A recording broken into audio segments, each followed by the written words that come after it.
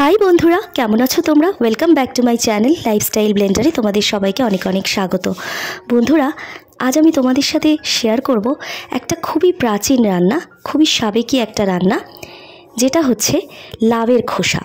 এই লাউয়ের খোসা অনেকেই অনেক রকমভাবে তোমরা খেয়েছো, কিন্তু আজকে আমি একটা লাউয়ের খোসা দিয়ে খুব সুন্দর একটা রেসিপি তোমাদের সাথে শেয়ার করব। তো সেই রেসিপিটা কি আর কিভাবে তৈরি করব সেটা দেখতে হলে আমার সঙ্গে শেষ পর্যন্ত থাকতে হবে, কিন্তু থাকবে তো?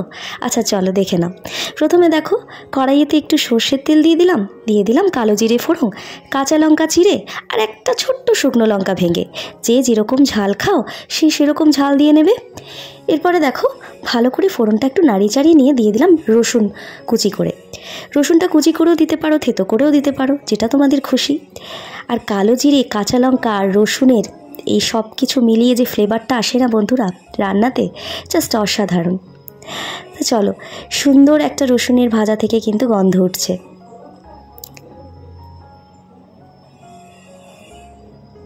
সুন্দর গন্ধ যেই উঠছে, একটু ভাজা ভাজা হয়ে এলো, তখন আমি লাউয়ের খোসাটা এভাবে ঝিরিঝিরি করে কেটে সেদ্ধ করে রেখেছিলাম হালকা। সেদ্ধটা এমনই করবে যাতে ভেঙে না যায়, একটু গোটা গোটা থাকে অথচ সেদ্ধ হয়ে থাকে। সেই পর্যায়ে দিয়ে ভালোভাবে কিন্তু নাড়িয়ে চাড়িয়ে নিচ্ছি লাউয়ের খোসাটাকে। বন্ধুরা, দারুণ খেতে হয়। নিরামিষ দিনেও করতে পারো। তখন কি করবে, রসুনটাকে স্কিপ করে দেবে, পেঁয়াজটাকে স্কিপ করে দেবে। পেঁয়াজ কুচোনোটা দিয়ে আবারও ভালো করে নাড়িয়ে চাড়িয়ে নিলাম। পেঁয়াজ কুচোনোটা দিলে কি হবে, স্বাদটা আরও বেড়ে যাবে। বন্ধুরা, আমার রান্না যদি তোমাদের ভালো লাগে তাহলে অনুরোধ করব আমার পাশে থেকে যাওয়ার জন্য। আমার পুরনো বন্ধুদের অনেক অনেক ভালোবাসা, আন্তরিক ভালোবাসা সবসময়। নতুন বন্ধুদের আমি আন্তরিকভাবে স্বাগত জানাচ্ছি আমার পরিবারে। অনুরোধ করছি পাশে থাকার জন্য। দেখো, হলুদ দিয়ে দিলাম, পরিমাণ মতো নুন দিয়ে দিলাম।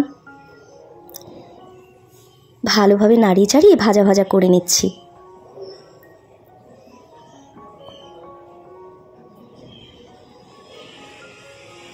ভাজাটা প্রায় আমার হয়ে এসেছে। বন্ধুরা, গরম ভাতে মানে কি বলবো, এত সুন্দর লাগে, এটা দিয়েই অর্ধেক ভাত খাওয়া হয়ে যায়। আর এখন তো প্রায় প্রত্যেক ঘরে ঘরেই প্রায় জ্বর, জ্বালা, সর্দি, কাশি, মুখে রুচি নেই। এটা কিন্তু রুচি ফেরাতে মানে এর জুড়ি মেলা ভার। তোমরা কিন্তু এটা খেতে পারো, মানে একদম মুখ ছাড়া হয়। আর বড়িটা আমি আগেই ভেজে রেখেছিলাম, সেটাই ক্রাশ করে দিয়ে দিলাম নামানোর আগে। এবারে ভালো করে বড়িটা দিয়ে নাড়িয়ে চাড়িয়ে নেব। বন্ধুরা, দারুণ হয়, বারবার করে বলছি, এটা কিন্তু অবশ্যই তোমরা করে দেখতে পারো। অনেকেই করো, আমি এইভাবে করি, সেটাই তোমাদের সাথে তুলে ধরলাম। প্রায় কমপ্লিট। দেখো বন্ধুরা, ভালো থাকবে। পরবর্তী ভিডিওতে আবার দেখা হবে। টাটা।